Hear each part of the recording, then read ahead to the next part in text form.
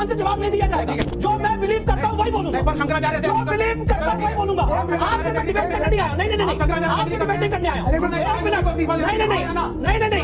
आप औरंगजेब से एग्री करते हैं? बिल्कुल नहीं। तो मैं आपसे डिबेट नहीं करना चाहता।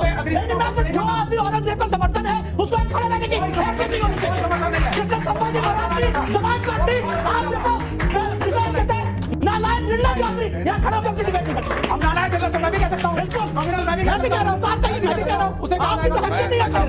प्लीज जो संभाजी महाराज की जिसने जवान खींच ली उसको खड़े होकर, उस औरंगजेब को खड़े होकर क्या मैं सपोर्ट करता हूँ? आप पहले बताइए। विवेक जी एक सेकंड, मैंने आपसे पहले भी कहा था थोड़ी देर आप शांत नहीं रह रहे हैं। मैं क्या कर रहा हूँ? बात करो। आपने पहले कहा 5 मिनट अरे यार नालायक क्या होता है? मैंने बोला आपने नहीं बोल दिया।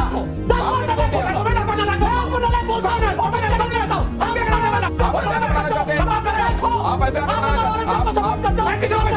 प्लीज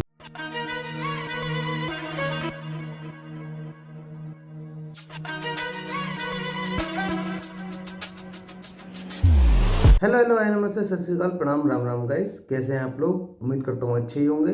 आज हम करने जा रहे हैं एक और जबरदस्त डिबेट वीडियो का रिव्यू। और अगर आपको वीडियो पसंद आए तो वीडियो को लाइक करना, शेयर करना और चैनल को सब्सक्राइब जरूर करना। तो चलिए वीडियो स्टार्ट करते हैं, लेके प्रभु का नाम। जय श्री राम। और आपकी क्या हिम्मत है? क्या हिम्मत नहीं है? सुनिए, आपकी क्या हिम्मत है? क्या हिम्मत है? अरे आप करो ना, अरे आप करो। हम तो करते हैं। मैं तो आप भी करेंगे, हमें जो सही लगेगा वो बोलेंगे। आपके सामने बोलेंगे क्या भाई? अरे आपके सामने बोलेंगे क्या भाई? आपके सामने नहीं बोलेंगे। ऐसा कर दिया शुरू से कि अब आप इधर कुछ पूछेंगे वो उनका वॉल्यूम ऊपर जाएगा। मैं चाहता हूँ आप थोड़ी देर शांत रहें। आपके साथ से नहीं बोलेंगे। और जितना आप चारों चिल्ला सकते हो उतना मिलकर अकेले मैं भी चिल्ला सकता हूं। अच्छी बात है, मैं तो समझ गए, कोई दिक्कत नहीं है। विष्णु जी आप चिल्लाओ सब। नहीं विष्णु जी, इस वाले सवाल का जो आपने जवाब दिया, एक क्षण शांति चाहता हूं। आप लोग के मन से जवाब नहीं दिया जाएगा। जो मैं बिलीव करता हूँ वही बोलूंगा। पर शंकराचार्य से जो बिलीव करता हूँ वही बोलूंगा। आपसे मैं डिबेट करने नहीं आया। नहीं, आपसे डिबेट नहीं करने आया। एक मिनट, नहीं, आप औरंगजेब से एग्री करते हैं? बिल्कुल नहीं। तो मैं आपसे डिबेट नहीं करना चाहता। नहीं, मैं आपसे जो आदमी औरंगजेब का समर्थन है उसको एक खड़े रहने की हैसियत नहीं होनी चाहिए। जिसने संभाजी महाराज की जबान काट ली, आप जैसा जिसे कहते हैं नालायक निर्लज आदमी यहाँ खड़े होकर हमसे डिबेट नहीं करते। हम नालायक निर्लज तो मैं भी कह सकता हूँ। बिल्कुल कम्युनल मैं भी कह रहा हूँ। तो आप कहिए, मैं भी कह रहा हूँ। उसे आपकी तो हैसियत नहीं है खड़े रहने की। प्लीज मर्यादा। जो संभाजी महाराज की जिसने जबान खींच ली उसको खड़े होकर, उस औरंगजेब को खड़े होकर यहाँ मैं सपोर्ट करता हूँ। आप पहले बताइए। विवेक जी एक सेकंड, मैंने आपसे पहले भी कहा था थोड़ी देर आप शांत नहीं रह रहे हैं। मैं क्या कर रहा हूँ? बात करो। आपने पहले कहा 5 मिनट बकवास जैसी चीजें लाएंगे फिर रोक पाऊंगा मैं। अरे यार नालायक क्या होता है? मैंने उनको बोला, आपने भी बोल दिया, आपने भी बोल दिया। आप ऐसे आगे बढ़ाना चाहते हैं, आप ऐसे आगे बढ़ाना चाहते हैं। प्लीज किसी को महाराज की जबान की अगले सवाल सर प्लीज तुम थोड़ा डिसाइड करो कौन क्या बोलेगा। आपने जिसने सपोर्ट किया फ्री कंट्री। नहीं सर, अब ये जरा हम देखना चाहते हैं कि तर्क की बातों पर अगर अदालत में चीजें रखी जाती हैं, तर्कों के आधार पर तर्कों के महारथियों को कौन प्रभावित करता है, जरा ये भी देखें। लेकिन उससे पहले इस तस्वीर को देखकर आपके मन में क्या आता है विष्णु जी? एक फेल्ड बैरिस्टर। इनमें से कौन ज्यादा तार्किक बातें करता है? असदुद्दीन ओवैसी, अरशद मदनी या बदरुद्दीन अजमल? सर आप तीनों में कोई नहीं। तीनों का कोई नहीं। कोई नहीं। तस्वीर को देखकर आपके मन में क्या आता है विष्णु जी? श्री हनुमान जी महाराज के भक्त। रमजान के दौरान कश्मीर में फैशन शो विवाद पर आपकी राय? नहीं होना चाहिए, होना चाहिए, इसमें हर्ज क्या है? बी होना चाहिए, हर्ज क्या है? ऐसा क्यों लग रहा है आपको? क्यों नहीं हो? क्यों नहीं शो होगा? उनका रमजान चले तो फैशन शो नहीं होगा? ये कौन सी बात हुई? तो आप ये कह रहे हैं कि अगर नहीं होना तो कभी ना हो, लेकिन अगर होना है तो उसमें किसी महीने का जिक्र करके क्यों रोका जा रहा है? आप ये कह रहे हैं? यस, आप रमजान मतलब थोड़ी किसका? तो फिर योगी को सुन लीजिए, योगी क्या कह रहे हैं जरा सुन लीजिए, जरा योगी प्ले कीजिए। वीडियो कॉन्फ्रेंसिंग होने लग गई। मैंने पूछा भी क्या तैयारी है? कहा साहब हम लोग प्रयास करेंगे कि 11 बजे तक होली संपन्न कर दी जाए। हमने कहा साल में एक बार होली पड़ेगी और 11 बजे संपन्न हो जाएगी। साल में 52 बार जुमा पड़ता है तो 2 घंटे का कार्यकाल उसी का आगे बढ़ जाएगा।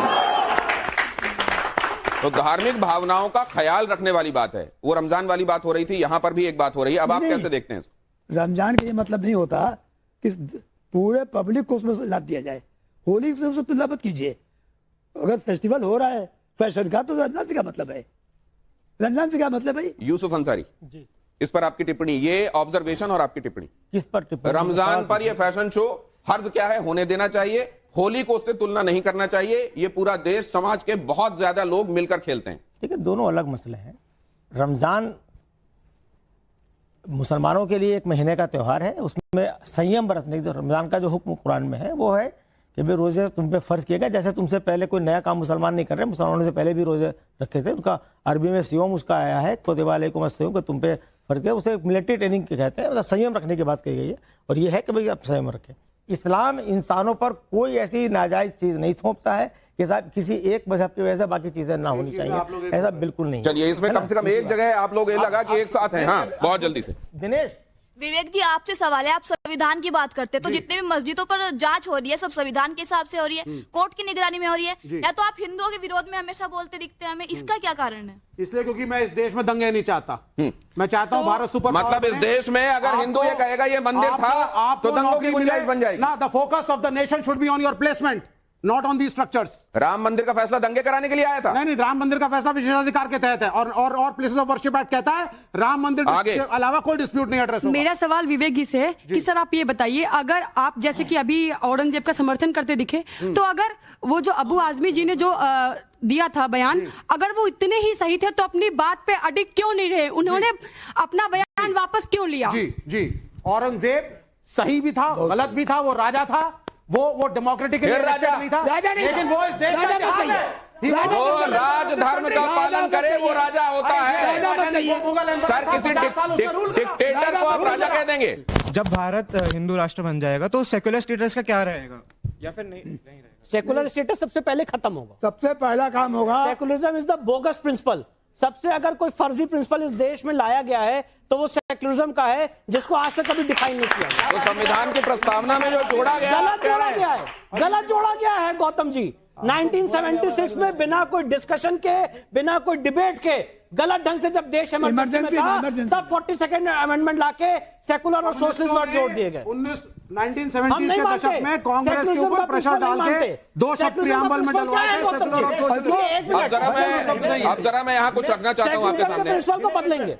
अभी विष्णु जी ने कहा था सुप्रीम कोर्ट सर्वोपरि है। सुप्रीम कोर्ट कह रहा है कि secularism is the basic structure of the constitution, इसको चेंज नहीं किया जा सकता। इस कॉन्स्टिट्यूशन का सेकुलरिज्म को मानते हैं, इस कॉन्स्टिट्यूशन का, एक मिनट, इस कॉन्स्टिट्यूशन का शर्म आनी चाहिए। एक मिनट, शर्म आपको आनी चाहिए, शर्म आपको आनी चाहिए, जिसको कुछ पता नहीं है। जो लोग देखिए, अब इसीलिए जब मैं बोलूंगा ना तो फिर दिक्कत हो जाएगी। आप उधर जा रहे हैं, शर्म आनी चाहिए। ये शर्म नहीं, इनको आप फिर इस तरह की शब्दावली में फिर वो 2 कदम आगे, फिर आप 4 कदम आगे। सेकुलरिज्म एक बोगस सिद्धांत है, आप मानते हैं? मैं कह रहा हूँ सेकुलरिज्म आप जाओ ना, या नहीं है या विरोधाभास आपको है? बहुत कानून पता है, तो आप जाके FIR कर दो। आगे चलिए, अब जरा मैं यहाँ पर आप सर आ जाइए। आपको एक बार मैं आप जरा आ जाइए, आप जाके आप यहाँ FIR पर कर खड़े दो। हो जाइए। आपको बहुत मैं आपके सामने कुछ प्ले करने वाला हूँ। मैं ये बोल रहा हूँ, इसको देखिए। बोगस प्रिंसिपल है, आप FIR कर दो मेरे पे। विष्णु जी, एक सेकंड आप भी आइए। नहीं बजा तो मैं क्या करूं? विष्णु जी, विष्णु जी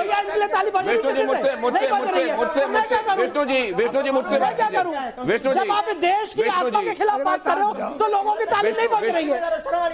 शर्म आपको आनी चाहिए, जो यहाँ पे देश की मर्यादा के खिलाफ, आत्मा के खिलाफ बात कर रहे हो। शर्म आपको आनी चाहिए, शर्म आपको आनी चाहिए। आप जैसे लोगों को खड़े नहीं रहना चाहिए। विष्णु जी, ये जब आप जैसे लोगों को खड़े नहीं रहना विष्णु जी, जब आप ये देखते आप जैसे लोगों को खड़े नहीं रहना चाहिए। शर्म आपको आ रही है, शर्म आपको आनी चाहिए। आपने देश की आत्मा के खिलाफ बात करते हैं, मुझे शर्म आती है, मुझे शर्म आती है।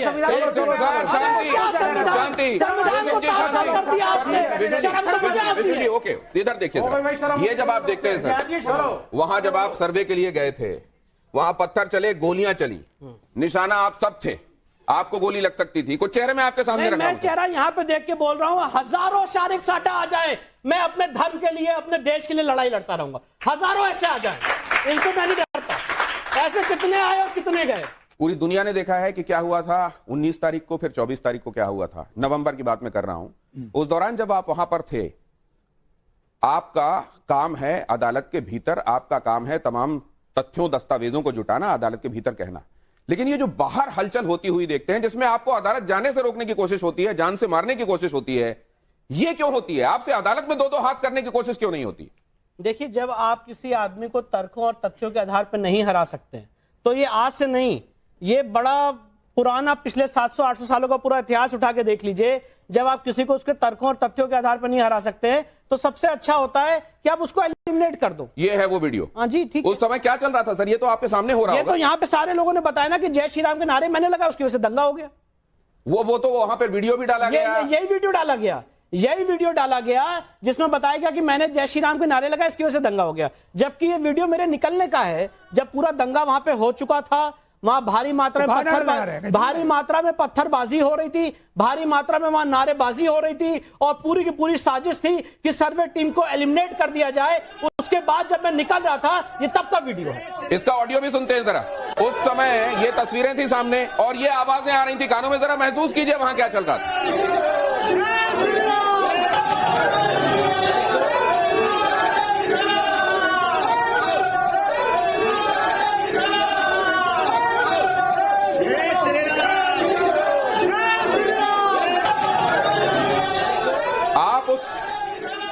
चौकोर घेरे के अंदर दिखाई दे रहे हैं कि आपने तो आप चुपचाप चले जा रहे हैं। देखिए, मैं आपको फिर से बता रहा हूं, जब वहां पे सुबह 8 बजे के करीब से सर्वे शुरू हुआ था, 11 बजे के करीब सर्वे खत्म हुआ।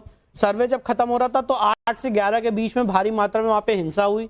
करीब 20-25 हजार लोग या जितनी भी भारी भीड़ थी उसका कोई आकलन नहीं लगाया सकता है। भारी मात्रा में पत्थरबाजी हुई, पुलिस के ऊपर फायरिंग हुई, वहां पे बहुत हिंसा हो रही थी, गाड़ियां जलाई गई, पत्थर ऐसे फेंके जा रहे थे कि ऊपर भी आ रहे थे, आंसू गैस के गोलों का उपयोग किया जा रहा था। इन सब के बीच में हम लोग ने अपना जो प्रोफेशनल दायित्व है वो निभाया। और 11 बजे एक गली ऐसी थी जहां पे मुस्लिम समाज के लोग नहीं थे और वहां पे हिंसा नहीं हो रही थी, तो वहां से मुझे एसएचओ कोतवाली साथ में है, उन्होंने मुझे वहां से निकाला और उसके बाद पुलिस स्टेशन सेफली लाके उन्होंने मुझे छोड़ा। तो ये वो वाला वीडियो है। इसमें तो गाइस, ये थी आज की वीडियो। अगर आपको वीडियो पसंद आए तो वीडियो को लाइक करना, शेयर करना और हाँ, चैनल को सब्सक्राइब जरूर करना।